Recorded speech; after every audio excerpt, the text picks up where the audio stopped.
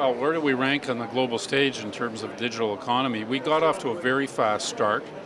For a number of years, for example, in e-government, Accenture ranked Canada #1.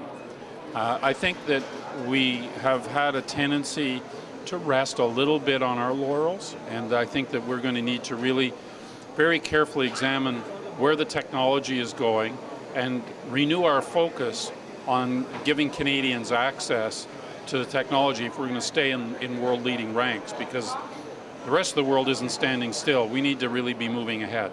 How do we move ahead? How do we get back into a prominent position? I mean, it takes a couple of things, which are fairly basic. One, it takes a strategy. Two, it takes focus. It takes leaders, some of them elected, I would hope, but also leaders in the professional public service as well as in the private sector, really saying this is going to be our focus. We are going to be, however you want to put it, the most connected country, the most information technology intensive country, the country that puts a real premium on ensuring that its people have the best access to their governments.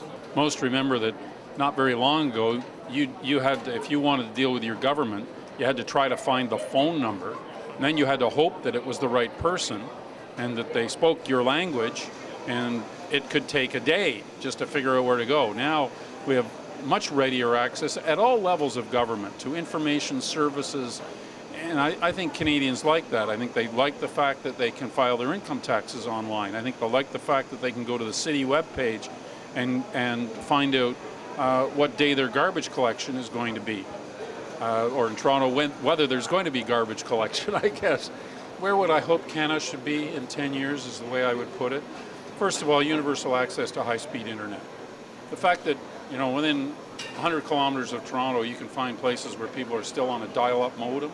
No, that's not going to get us into the 21st century very far. So, universal high speed. Secondly, our institutions of government have to be leaders in the quality of the sites that they produce and the information accessibility of them. More and more services have to be available online, and governments will need to be much more responsive to the needs of citizens as the citizens define them.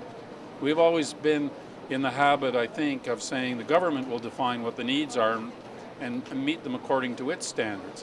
That won't play in the digital age. People expect a different level of quality and service, and I think they're right to do that. So will we be meeting their expectations in 10 years? I hope so. And finally, how will our major investment in education adapt itself to the changing demands of the 21st century? 10 years from now, I hope that we can say we now have found a way to really improve the quality of our education and enable our bright young people to achieve according to their ability, because we now recognize that how you learn even has evolved.